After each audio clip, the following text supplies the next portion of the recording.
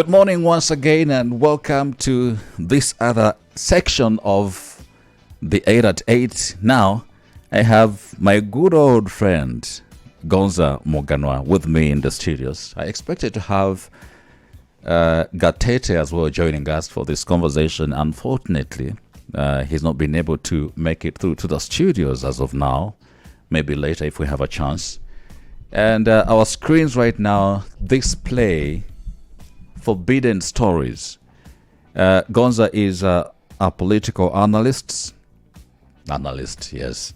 And his views are usually unique according to the brief that I do politically understand. He has a deep understanding of the issues of Rwanda, the geopolitics, the history, and everything in between. I also find him as a very intelligent young man. He's been around, he's written stories, he's observed Rwanda, he has the ingredient of the exact fourth estate. Gonza, welcome to Kigali in the Morning today. Thank you for having me. I don't know where you get that idea, that the introduction that you make. What's the idea? Why are you exaggerating? I'm not exaggerating. That's just who you are. I wasn't aware. I'm flattered. Thank you. Now, Gonza, let's start from what we saw last night in the yellow paper. The New Times has written a big story. They say it's a mini reshuffle. Normally, I expected that the cabinet reshuffle, especially now that we have a month to the elections, that maybe there will be a new president after July 15th, and then the president would elect a new cabinet, but it came in quite earlier. What is the significance of this? I mean, yeah, the timing is very surprising. Everybody expected that the cabinet would change in August when the president is sworn in, whoever is elected on July 15th, as you said. So there must be some reasons why. The changes are actually significant. The foreign minister is significant. It's usually a very high profile position. The head of NISS, National Intelligence Security Services, that is usually a very big post historically. Of course, Minister of Interior Security, not very much. It's an on-off post, and a few other changes. Yes, as you said, we all expected. Usually, when the president is elected and sworn in for a new term, he has to appoint the prime minister. The prime minister names the cabinet. So why did it happen now? I also don't know. Maybe I can. This is pure speculation because I don't have inside information so far. There is expectation that either today or tomorrow, the UN group of experts on Eastern Congo could present the report to the UN Security Council. It has already leaked. Some people have read it. Is this in anticipation of that? I don't know, because it has happened before. There have been some changes in especially in security agencies, external intelligence, wherever there will be expectation that certain official would be accused by these experts, they would move them to other offices, so that there's smooth continuation of activities of that particular office, regardless of the individual in charge. Number two, this is very significant because I know you called me here to discuss forbidden stories. One of the people who is mentioned negatively in forbidden stories, which I think unjustifiably, is Olivier Nduhungirehe. So his promotion is significant. That it shows that despite the attacks aimed at him, the appointing authority has considerable confidence in him. So it's like telling those ones, it's like a middle finger at those who are attacking a particular individual, selecting a particular individual because of his strong loyalty to the leadership for attack, for defamation or whatever. But also significantly, the foreign ministry remains in the hands of the PSD, the Social Democratic Party. You know, Beruta is the president of PSD, and Nduhungirehe is one of the vice presidents. So the fact that that political party can still negotiate to hold one of the most significant ministries is noteworthy. Is it to negotiate to hold those positions, or is it strategic Yeah, it is strategic. for the appointing authority? Both. Because you see, the appointing authority can decide to give them a minor ministry. They can send them some ministry where we'll never hear of them. But I think they have the experience as of now. Yes, that is also another factor. The fact that the PSD usually has talented and highly educated people in senior positions, which for me is one of the most annoying things, because you see, while they get prominent and influential government positions, they should use their talent, their skills, and so on to create a viable political position, rather than being so much embedded in political consensus. We deserve competition. But that's by design. That is political consensus for Rwanda, isn't it? Constitutional design. It has outlived its usefulness, as far as I'm concerned. We need to move the next level, because it creates gaps. It creates a perception of an authoritarian state, a single party. It's just a perception, State. not the truth, right? In practice, it turns out to be almost like, because I mean, if you insist that all your views, brilliant as they may be, you would only present them within the political party's forum, but you never present them on radio like here. We cannot have PSD and RPF sitting opposite each other, both of them which have talent, and they debate out the issues for the public to know that this conversation are taking place. What makes you or me believe that it's not a one-party state? Because there are other places in the world which have coalitions, which have consensus politics, but when debates within those formations take place in public, why not here? Isn't PSD the party that we saw that said they're okay with where the country is headed, and so they align? Yes, yes, they have said it very many times, because even when you ask them, they tell you that the agenda is NST1. Now, if we're going to NST, that is the National Transformation Agenda. Yes, which may be fine. But you see, everything that is very fine, you're wearing a very nice suit, but you need to take it to the cleaner once in a while.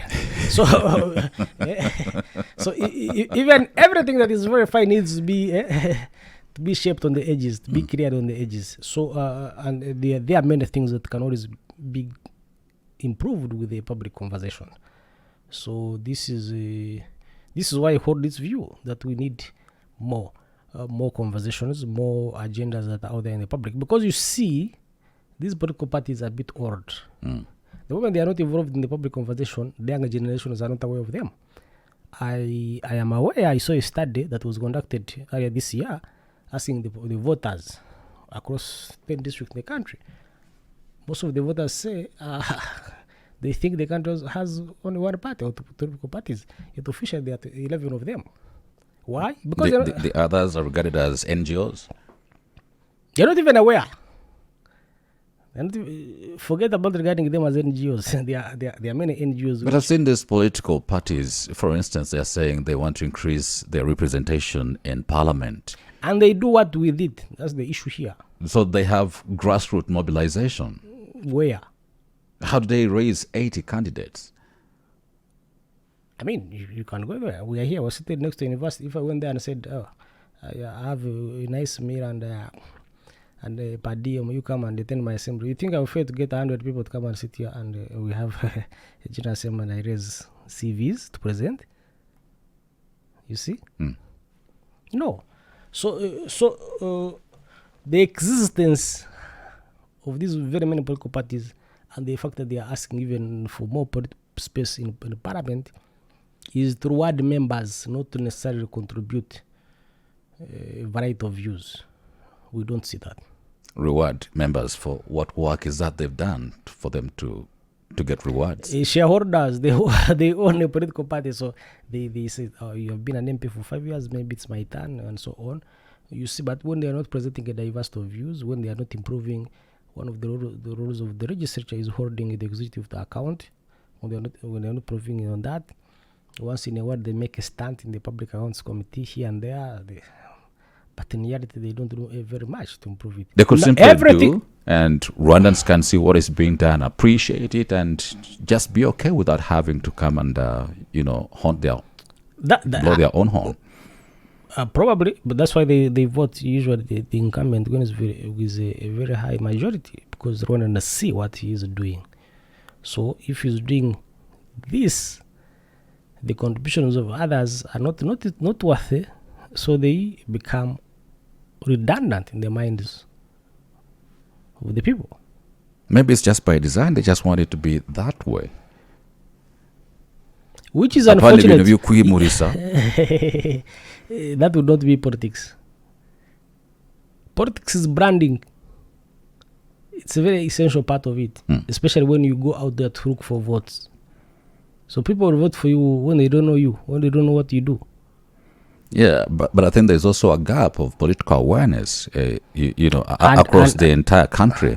And I think we spoke about it here last week, that lack of political engagement and political awareness. Exactly, but you are agreeing with me finally, because that's why I'm saying that these parties are not doing their job in creating that awareness. Because it's not government's job, it's not the Electoral Commission's job, it's the competitors' job to go out there and excite the population with their good agendas, which I suppose on paper they have. I've read several of them.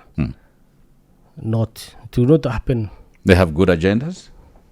Theoretically, yes.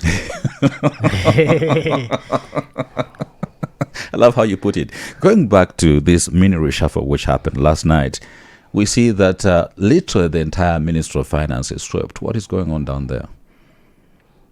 The minister has not even been reappointed. Yeah. We had a state minister within the same ministry the other day was sacked.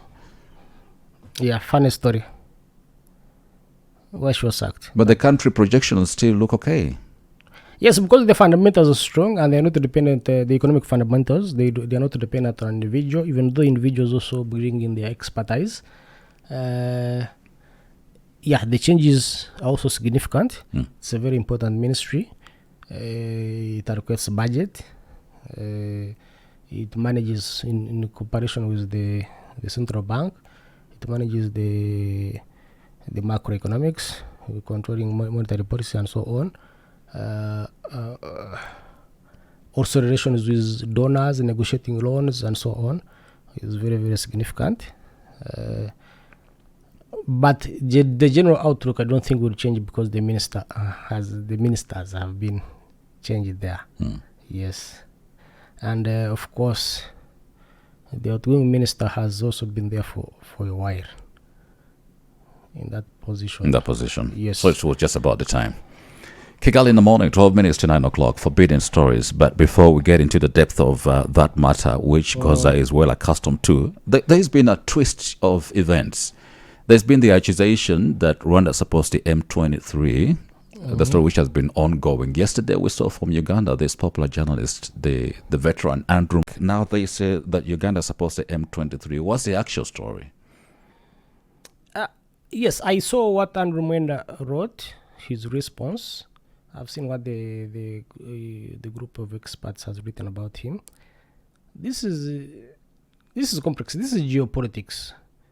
It's obvious to everybody that these reports are based on particular interests of the big powers, the Western powers, especially the United States. The United States is very keen to win its geopolitical competition with China and Russia, especially on access to resources in Congo. And anybody knowledgeable about this knows that one of the reasons why the M23 rebellion was reactivated, why the M23 was attacked when they were hibernating in the mountains, in Sarambo, those areas where they are supposed to be cantoned. Why they were attacked was to provoke a conflict that would create a crisis that would influence negotiations of certain contracts in the Congo. So whenever you look at how the reports are made, because we know the facts on the ground. Everybody knows the root causes of these conflicts, but why is nobody genuinely interested in finding a solution? Because various powers are interested. Specifically, the issue of Uganda, Rwanda. Rwanda's either whether Rwanda supports M23 or not is up for is morally it's obvious, definitely. It's obvious that morally there is a convergence of interests between M23 and the Rwanda government, because both of them are fighting the FDR. So you are my enemy's enemy naturally becomes my friend. So whenever, even if there is no conversation. Yes. So whenever the M23 fights, the Congolese government resorts to FDR to help them fight and arms them. At the moment the FDR is armed, it is of big interest to the government of Rwanda, because the FDR does not waste time to use the weapons they get from FRDC to attack Rwandan territory. And most of the times when they attack areas that are very, very, very significant, especially when they attack Chiniji, which is a very huge agricultural and tourist hub. You are affecting the entire national economy. Secondly, Rwanda lacks strategic depth. Rwanda is a very small country, geographically. Of course, mentally it's a very big country, but geographically it's not very huge. So lack of that strategic depth means that Eastern Congo is a very, very how do you call it? Is very crucial. Whoever controls that area, Rwanda must have influence, must have knowledge, must know what is going there, because we have seen it many times before. Whenever somebody wants to destabilize Rwanda, they use Eastern Congo. You remember one time when the relations between Rwanda and Uganda were not very good, elements within the Ugandan government supported a faction of FDR called Rad Urunana to attack Chiniji, and they attacked from the bases in Eastern Congo. And if you have observed throughout the fightings, whenever there's an opportunity, the destruction of core FDR military and economic bases has been very, very important. So so you can't fail to notice Rwanda's hand in that. But one important fact that people forget is that even before the resurgence of FDR, Rwanda Special Forces, it has never been. It is not the government will not acknowledge it publicly, but it is not. It's so obvious. Have always carried out special operations to neutralize those threats. For Uganda has made its position clear for many times.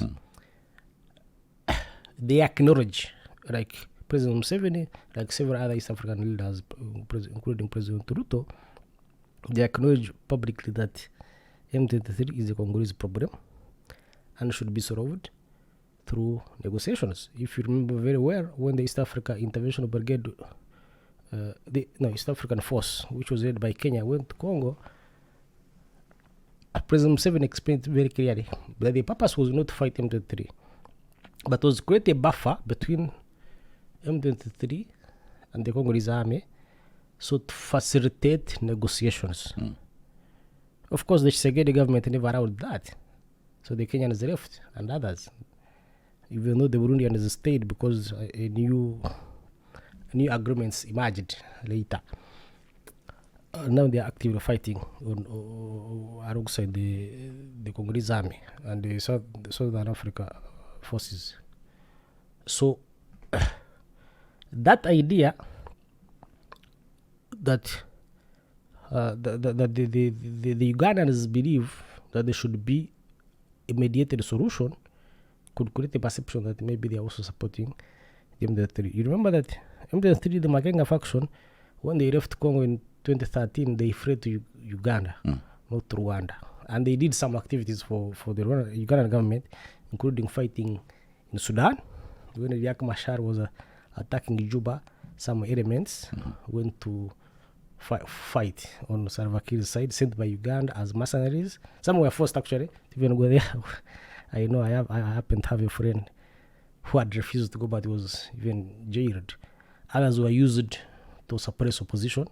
If you have seen on the streets of Kampala when the opposition is being beaten up by people who did faces. there's one electoral campaign when a few officers of the M23 were acting as mercenaries.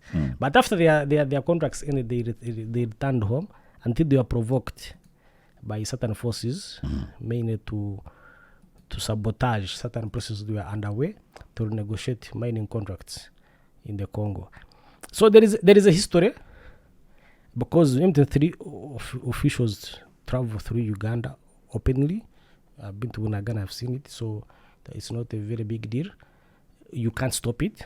Uganda also has to do a complex to maintain complex relations with the Tshisekedi, because there is what they call Operation Suja, where the Ugandan forces working with the Congolese to fight ADF Naru in North Ituri and the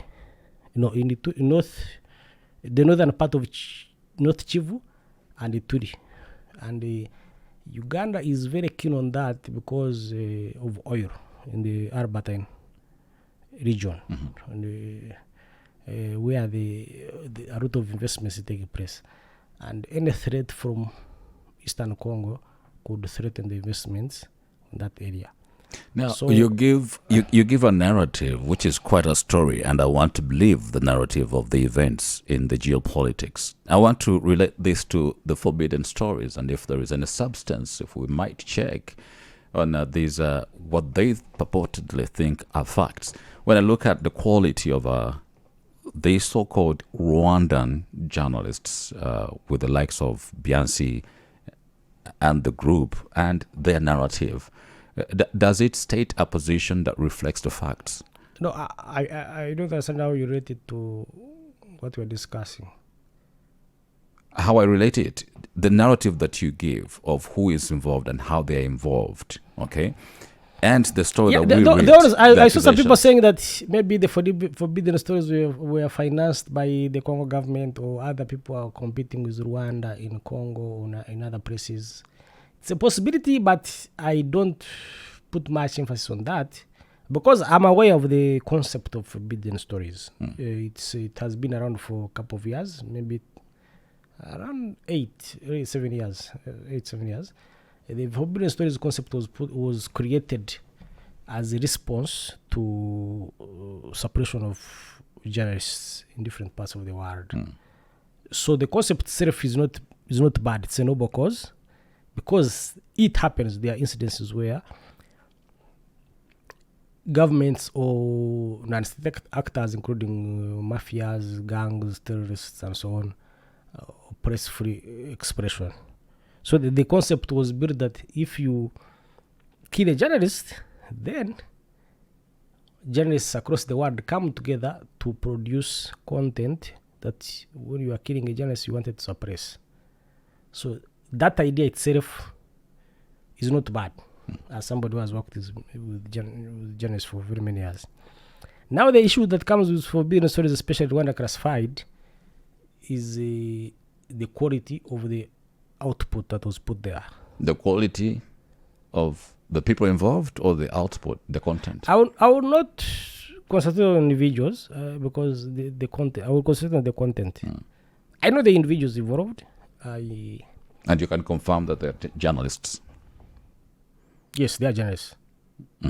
Baker worked on this radio. You invited me several times in this studio. Yeah, but I think I've seen a distinction between someone who is just an opportunist, who is able to host a conversation, and a trained journalist. No, because you can be trained and still be an opportunist. And there are opportunists in all sectors, including every sector. In all sectors of society, there will be an opportunist. And I knew John Williams very well. We worked together. I knew him for more than 15 years. So Yes. But you question the quality of the work. The output. Issue here is not Baker. The issue here is the editors of Forbidden Stories. There are so many issues they could have verified. They did not meet the basics that would expect of journalism. They did a hatchet job. You see?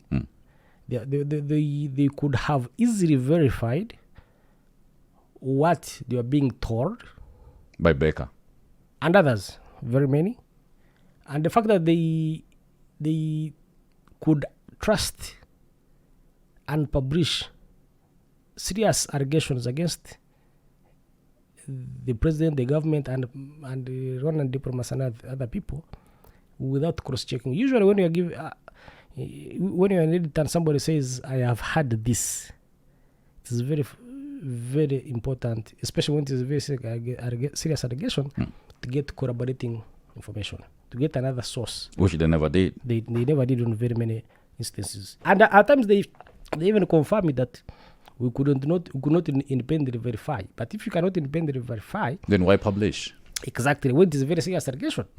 That's why when talking about the reshuffle, I talked about Ambassador Nujire. They made very serious allegations against him, and from a source who said I was also told, which becomes rumors. Yes. So at that level, with the resources available to them, you don't publish something like that. So that was very, very significant. And do you think they just wanted to have a timely hit because Rwanda is getting into the elections? Why the rush to publish without verification? Money. Well, I mean, everybody eats. You see, Forbidden Stories is an NGO. NGOs are driven by fundraising. And fundraising rotates around events. So the fundraising that Red Rwanda Classified was enabled and activated by the mysterious death of John Williams, which, of course, government authorities say was a traffic accident, even though the information they gave is very sketchy, so which gives room for suspicion. People die every day. Of course. And some, there's not even reason to report. There's just a doctor's report and a death certificate. Yeah, of course, I don't dispute it. Gonza, but you see, Gonza, you've practiced in Rwanda for a long time. You've written for The Independent. You've worked with some serious journalists and, journalism organizations. I would say it should be you who is a victim. Victim of what? Because of your practice of journalism. But you are here speaking on national radio. You're not dead. No. Yeah, but there are 2,000 plus journalists in the country working every day. So why would I be a target? Why would even Williams be a target? That's my question. I've been asking many people. I knew him very well. I knew what he was doing. We met almost daily for more than 10 years. So I don't think he was doing anything significant to warrant an assassination. Even though many times, from a long time when he was even working on city radio, more than 15 years ago, he would make statements that he's being targeted. At times probably, because at times not. But not to the significant issue that you would think his life would be in danger. So, but the issue here, the point I'm making that, like all NGOs, like all non-state actors, an opportunity to fundraise around an event is very important. Nobody misses that chance. I don't think there was a particular funding specifically to target Rwanda. It was just that this Forbidden Stories was created to react to events like a death of a journalist, a killing of a journalist. So Williams dies, so they mobilize resources and they do these stories. There are different organizations which fund, even when you go to their website, the organizations which fund Forbidden Stories are there, more than 30 of them. But including UNESCO, NED. In the time of our practice, Gonza, and this is why I want some truth to be truth. In the time of our practice, we have seen journalists die. All people die. We'll all die. We And are then- all mortals. Why didn't the forbidden stories come to do stories? Because journalists died. Journalists die of HIV, of malaria, of all kind of disease. Yeah, they don't do reports because of somebody has died natural death. When you look at the stories they have done before, the project they have done before, there's always been a clear case of an assassination or targeted killing that is supposed to suppress stories. But you are not allowing me to make my core point. Please make. So the issue is, the principle is okay. Working to reveal stories journalists are forbidden from doing in their own countries. Cooperation.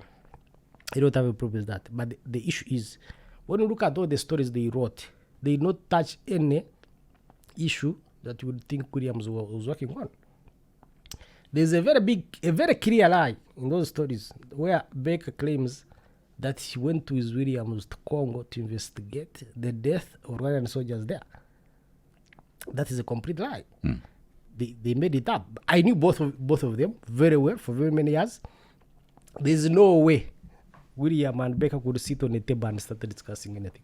They are mutually suspicious of each other. I knew very well. I was supporting Baker in many ways on his M23 investigates, helping him edit whatever stuff, writing projects and so on. So that issue of going to Congo never came about. That's number one. Number two, that he ran to exile because of the consequence of investigating that's why in the Congo. Baker did not run to exile. I knew him. He went on a short-term scholarship offered to him by the Dutch ambassador. First, he had gotten married. Yes. I remember him covering stories about the reopening of the border, Rwanda and Uganda. I remember him hyping Umuganda and hyping the initiatives by the government of Rwanda. Then in between there, he gets married. Then he has a short scholarship. And then he leaves, and perhaps he wanted to stay. Because he had tried even to go to Europe many times. One time he went to Nairobi and he claimed he had run away. The people in Nairobi asked me, because I was in charge of facilitating or giving backup to whoever was running away. And I told them very clearly, Baker is not under any threat, so he was never supported to go to Europe, so he had to come back here. So even this time, he never ran away. The previous ambassador of the Netherlands gave him a scholarship for a 3-month course in some town where it's called a boot camp, where they take journalists, human rights defenders, and so on.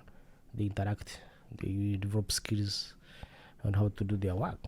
And when he was there, his wife was pregnant. She had some medical issues. He came to see her. And then went back. So there is no reason, there is no fact that he ran away from anything. And this is information why I'm saying that the editors of Forbidden Stories could have easily verified. You see, and they didn't. So they were very willing to confirm their biases rather than doing the professional work. So that's why I have a big issue. And throughout all the work, the material they produce. For instance, you cannot do a story and you base it entirely on a genocide fugitive, somebody who has a warrant against them on suspicion of having committed genocide against the Tutsi. How do you take such a person as a credible source? I'm not saying they shouldn't be interviewed, but you must cross-check and re-verify. And give differing opinion, give space to differing opinions when you are interviewing such a people. And this is where Forbidden Stories fails. You see that when it comes to Rwanda, it's a rushed project to do things, no verification. The basics of journalism, they fail at them. Is that an indication of how we do journalism in Rwanda? We have several journalists here that would have been approached to verify things they work on. And strangely, some of the people working on these Forbidden Stories came here and interviewed some people here. I know several of them have told me they were interviewed, even though what they said does not appear prominently in any of the stories we have seen. But there is a background to all this. Number one, Rwanda as a country sells. There are few countries in the region, if you pitched a project and said you are going to investigate their government, where to get funding. So Rwanda, because is very prominent, it's one of the presently one of the most prominent countries in Africa. Rwanda sells itself globally. It has opened the whole world to come. It has big issues. It has big deals. So Rwanda itself is a story. So when you go out the world, you don't expect only good things. The bad things also come. That's why you find that presently in the Western world, there is a culture actively promoted by media, but also by capitalism, of having two sides fight each other, of having divides. That's why you find people who will vote for Trump regardless of how many crimes he's convicted of. You have the left, the right. So they are very extreme.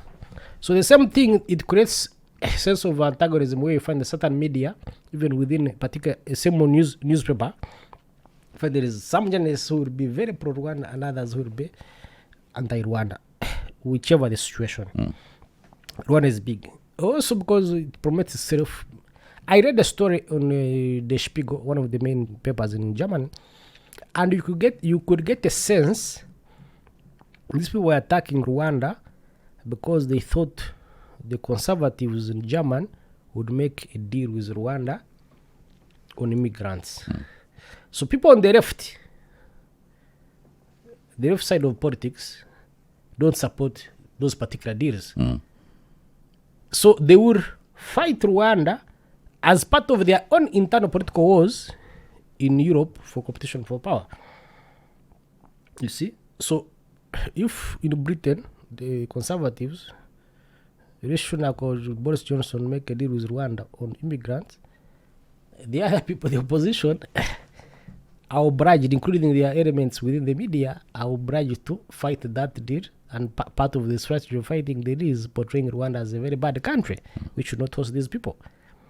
So because Rwanda has gone out the world, naturally, it becomes part of those conflicts that are taking place in those countries.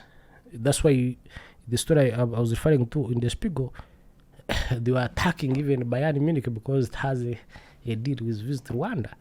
So it comes, part of that attracts, part of Rwanda being out there in the world naturally attracts that conflict, that publicity, both positive and negative. We cannot deny the fact that even though we are saying we have elections next month, a big part of Rwandan political class is not participating and is based abroad. So they are willing, they are available, they are Rwandans available at any stage to provide an alternative narrative to what the government will provide out there, because we have a big section of a political class operating in exile. So they are always there. If you want any source, if you want to Drasinga, tell you anything, if you want Nyamwasa, if you want to Sesabajida, they are always there. They are always available to whoever wants to portray a certain view. They are always voices. They have the old image of Rwanda, the old stories of Rwanda, and not what it looks like today. They know, but politics is also about interest. Someone may say, yes, Rwanda has turned out to be good, but the benefits are not in my pockets. So I'll fight it. Exactly. They do. It happens everywhere. That is to selfishly fight. Not to look at the national good. What constitutes the national good? You see? I mean, look at where the country is headed. Isn't the livelihood of the people of Rwanda changing? The warfare.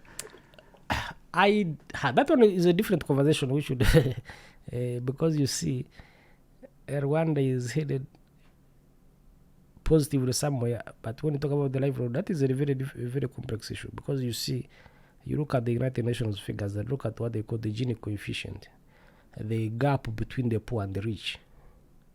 Rwanda is one of the countries where it is expanding. So the resources are not necessarily being distributed to everybody. The country is growing, but who is pocketing it. Recently there was a story saying one of the countries where millionaires in dollars are increasing fast in Africa. Rwanda is among the countries. No, it's hard to find dollars. Even yesterday I checked. No one has dollars around here. Exactly. Some people are hoarding the dollars. I don't know where they are. But there are people who are getting richer. So that in itself, maybe it's another conversation, but still, politicians will always fight. We cannot deny, Gonza, that there has been such a significant shift from a backward Rwanda to a forward-moving Rwanda. We cannot deny that. I'm not denying it. I appreciate it. I see it myself. I live it. But the fact that you think that is sufficient to end political antagonism is But good enough for a national good. No. The national good is not necessarily beneficial or appreciated by everybody. People have ambitions. Rusesabagina wants to be president. He has been convinced he's the best. He's the Hutu moderate. He's the best person. Convinced by who? By the West? By some elements in the West. Those who cheer him up. Who forget that there's a constitution, there are elections, and the country chooses who they choose to be the president? Constitutions can be fought. Rebels capture power and write new constitution. That's not a possibility for Rusesabagina, is it? It's not, but there are people who believe in it, who finance his activities, who insist that he breaches an agreement. When he was being released, he signed documents, he wrote letters that he would retire from politics and live what you call the life of reflection. Why is he out there speaking every day? There are people who benefit from that. This is geopolitics. Earlier we were discussing M23 and different interests. Their interests were interested in making sure that there's an active opposition against Kagame. As a check, to check his ambition, check his influence, to undermine him, but also to manipulate. You see? The intelligence service across the world wanting to address certain issues in the particular countries usually do that. So they make sure Rusesabagina is always there speaking. Make sure journalists will interview him. We have seen what the naysayers can say about Rwanda, but let's focus internally here, what you have seen so far the past couple of years, especially the 7 years of the government of the RPF under the leadership of President Paul Kagame. What's your appreciation of the work that has been done as we head into the elections? There's been consistency since 2003 when electoral politics began. There's been consistent performance. There's a background, of course, since from liberation, but also from Paul Kagame's consolidation of power, both within the RPF and the government, starting with around 1998. Is it 98? Yes, when he was elected chairman. The Rugiro debates, then the constitution, the referendum, and so on. They have been consistent. Performance in a certain direction. The difference now, the last term, the previous 2 terms, is that there has been less, almost in the public eye, almost no internal conflicts within the government. There used to be a period where there would be different factions within the government which would fight out it. Remember the outies, that is in the 2010, 12, 13, when different factions were fighting out the newspapers, even financing stories, attacking each other. But they reached a stage where that has been eliminated. The other day we were discussing the performance of Prime Minister Ngirente, because he has been Prime Minister throughout the whole 7 years, which is also remarkable. He has performed very well, according to me. Of course, because of the confidence, the support the president has given him, the clarity of mission, but also because he has not been antagonized by other ministers. There are prime ministers who came in and the minister would tell them that before you give there's a particular prime minister, I will not say, when he came in, the certain minister told him that before you give the president the report, you give it to me. I look through. That's how things work here. A name comes to my mind. That guy is called him super minister. You see, so there are reasons why those people were allowed to be there at that time, but this is an era of where President Kagame's power is fully consolidated. Whoever he delegates authority to, they are the only ones who are exercising it. No one is against them. So in the tangible things, there have been significant improvements. I was in Parliament recently when the Prime Minister was giving a report on NST1, which matches exactly with the manifesto of the President. There are areas where were very, very significant improvement. For instance, access to electricity, building schools, support to agriculture, urbanization, roads, especially urban roads. Because you can see Kigali in the last couple of years, almost everywhere. It's on a shine. Yeah, there's no dust. You can move many places. So he gave a very big, even on issues to do with the jobs created, even though they did not reach the target. They had expected to create 1.5 million jobs. They created around 1.3 million jobs. I don't know how sustainable those jobs are, if all those jobs are actually pensionable, because a job becomes a real job when you have contribution to RSSB. But the fact that they have been created, there's also something very significant in education, which I appreciate. There is a time when the education sector was one of the most confused policy-wise. But these days there's clarity on what intends to be achieved. For instance, one of the big ideas is Rwanda Polytechnic, upgrading it to university and merging all the different polytechnics. And I've seen it in practice. I think it was last year. When we had a tour facilitated by the OGS of different mining centers in the country. And every time I would go, the first thing I would ask the people I would find there, where did you study? Because all the engineers were Rwandans, running very complicated systems. Everybody would say IPR. I said, Rwanda Polytechnic. They said, oh, this is very significant.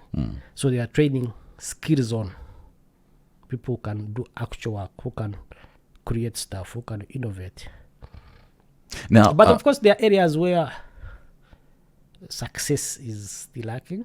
Access to water in certain areas. For instance, the Prime Minister said there are more than 300 schools which don't have access to water. That means if the school doesn't have, the neighborhood also does not have where it is located. 300 schools without water. Yes. They still have to go walk like 5 That's quite a big kilometers. number. Because No, we but have of course, to be there could be like 10,000 schools, so it may not be a very big percentage. But the mere fact that they are, because the school has this considerable population, but the fact that it's the government itself saying this. So there are areas which need improvement. There are some issues in the manifesto which I know we are not even touched on, but maybe we'll have another Which conversation. manifesto? Because we have 3 presidential candidates. No, we are implementing the winners manifesto. That was what was implemented. And my argument is that the hardware is where there are a lot of improvements, but the software is where nobody even holds the conversation. What do you regard as a software? People's mindset? Yes. Okay. They will tell you that reconciliation has moved forward. But you see, reconciliation in this country is very complicated because we live in a complex region. And the demographics of Rwanda are similar to some of our neighboring countries, especially if there is anti-Tutsi ethnic rhetoric in Eastern Congo or in Burundi. Definitely it affects the thinking, the social cohesion inside Rwanda. And we have so many of these that were serving their time who are being released. I don't know if they have been released already. They have been doing it. Every year they release. There will be some major releases, I think, this year. There has been a call by civil society that there should be more preparation, how they integrate into societies. because somebody comes in. If you've been away in prison for 30 years or 20 years, you're coming to a very different society. So at psychological level, for the person, but also the community welcoming this individual, there has to be greater preparation for integration. But there are also personal issues. There's when you come back from prison, you find your wife was married to somebody else and you never knew. So imagine what will happen. Or you find your hand was sold, or your children sold your hand. You see what happens. Where do you get a living? So these issues are there. I think they have been highlighted. I think the people in charge will do something about it. Let's talk about, in just 1 minute to go, the elections are coming up in July. We're just about a month away. When do we start to see the presidential candidates engage the Rwandan population and making promises of what they would do? There is a clear timetable by the Electoral Commission. On tomorrow, 14th, they will issue the final list, I think, the candidates. You know, they issued provisional lists. Which had 3. Yes. So the number is likely to go to 2 or even to 1? No. I think to remain with 3 because the others who were disqualified, among the issues, the documents they had to bring, which they did not fulfill, all of them were disqualified. They had different issues, but one main was on signatures. And the challenge with signatures, the law is very clear. The time to go back and look for signatures has expired. It expired in 30 years. The other documents you can go. For instance, on parliamentary candidates, most of them had a problem with medical certificates. They went to doctors, to clinics or hospitals which were below the grade required by the law. You are just supposed to go to a referral hospital, something like that. So I think these documents were not allowed. But they are allowed to go back and get those ones. There was no issue of nationality, especially where someone has like dual nationality and supposed those issues were there. You can clarify them in the period that was given, the 5 days, actually 5 days. But signatures beyond the 30 years, you cannot go back to correct new signatures where they were found a mistake. Maybe they could appear and say the signatures were saying these ones are not right. Maybe you bring documentation regarding those ones. I don't think there will be a change on the presidential candidates. Parliamentary candidates, I think the list will be improved, especially those presented by political parties. Because I looked at the list, what was lacking is can easily be corrected. So there's a calendar tomorrow, 14th. They will issue the lists. So the campaigns begin on 21st. Rwanda's campaign period is very short. You can't come through the entire country and increase your chances to make a significant. I saw yesterday that last time, in 2017, the president went to all districts with the campaigns, so he had to address 2 rallies per day. I'm told this is not the case this year. He might not be able to do 2 rallies per day. He'll be doing 1 per day, most of them. So some districts will be merged, which is maybe fine because with technology and communication, you can actually campaign remotely. You may not necessarily need to physically be present at every location. Maybe other candidates, the Green Party, I'm aware they are also their candidates. They have already identified locations, but I think they are doing the whole country. My man last time didn't do the whole country. I don't know whether he has resources now. He might just do Kichuchuro. Chichiro, they say it is the opposition stronghold. Is it still? I'm not so sure. I don't see them. Resident here. I don't see them here. I see blue, white, red. I've not seen any other colors yet. We'll see, yes. Thank you so much, Gonza, for your time here on the show, Kigali in the Morning. It's full beating stories, Rwanda classified, and everything in between. A political update. It's always a pleasure to have you here. Thank you very much. My voice was not very clear. There's some dust, but I hope the listeners didn't mind.